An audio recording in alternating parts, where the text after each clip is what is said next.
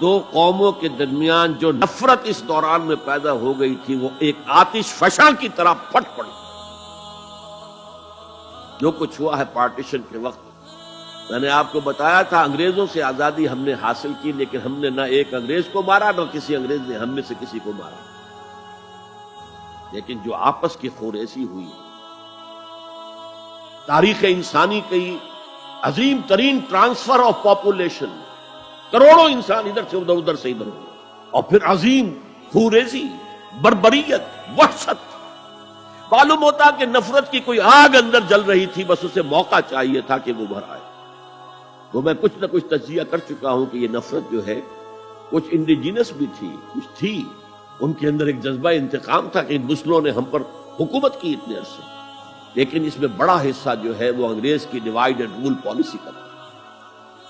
اور وہ جاتے جاتے ایک بون آف کنٹینشن بھی ڈال گیا کہ یہ دونوں اس پر لڑتے رہے تاکہ ہمارے خلاف کوئی جذبہ نفرت ان کے اندر نہ ابھرے. تو یہ انگریز کی پالیسی تو یقیناً بہت کامیاب تھی، لیکن وہ نفرت کا جو عالم اس وقت تھا اس کو آپ اس وقت امیجن نہیں کر سکتے. وہ نوجوان جو پیدا ہی ہوئے بعد میں پارٹیشن کے بھی 20, 25, 30 سال بعد پیدا ہوئے، انہیں کیا اندازہ ہو سکتا ہے؟ قطعاً اندازہ نہیں ہے. کبھی کبھی ربط ہو جاتا ہے معاملہ، جیسے کہ کبھی کسی جگہ ہو گیا، کبھی کسی جگہ ہو گیا. ابھی حال ہی میں جو کچھ گجرات میں ہو گیا تھا وہ ہو جاتا ہے، لیکن یہ کہ کوئی ہندو اور مسلمانوں کے درمیان وہ دشمنی اور وہ معاملہ اب نہیں ہے، بلکہ بہت سے لوگ اس کو امیجن ہی نہیں کر سکتے کہ معاملہ کس حد تک پہنچ گیا. اس کے بعد ایک خیال یہ تھا ہندوستان میں کہ پاکستان جلدی ختم ہو جائے گا، اور اس کی کوششیں بھی کی گئی. پاکستان کے حصے کا روپیہ روک لیا گیا، پاکستان کے حصے کے ہتھیار روک لیے گئے. پاکستان نے اس کو محسوس کیا کہ it's a threat to its existence, جس کے نتیجے میں، جس کے رد عمل میں وہ امریکہ کی جھولی میں جا گرا. It was a reaction. میں اسلامی جمعیت طلبہ کا ناظم اعلیٰ تھا 1953 میں. ہمارے وزیر اعظم اس وقت تھے خواجہ ناظم الدین، وہ لاہور کے دورے پر آئے تھے. میں طلبہ کا ایک وفد لے کر ان سے ملنے گیا. ایک تو اس زمانے میں وہ اینٹی قادیانی موومنٹ چل رہی تھی اور اس میں بہت کچھ تو خون لاہور میں ہوا تھا، اس کے بارے میں نے کچھ باتیں کی. اور پھر میں نے ان سے کہا یہ میڈو اس بلا کا نام ہے، میڈو تھی اس وقت، مڈل ایسٹ ڈیفنس آرگنائزیشن. آپ کن بندھنوں میں ہمیں باندھ رہے ہیں؟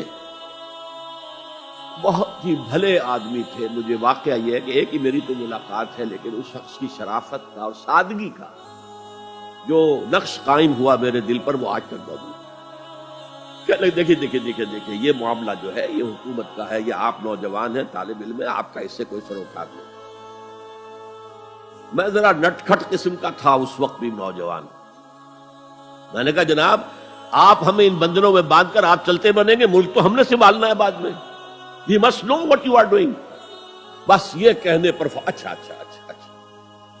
آگے کوئی جواب نہیں. دیکھیں الفاظ 3 جملے ان کے سنا رہا ہوں. یہ پوری ہماری تاریخ کا لب لباب بنتا ہے.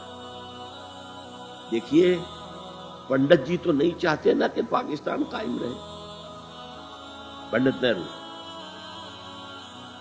اور ہم اکیلے تو ہندوستان کا مقابلہ نہیں کر سکتے نا،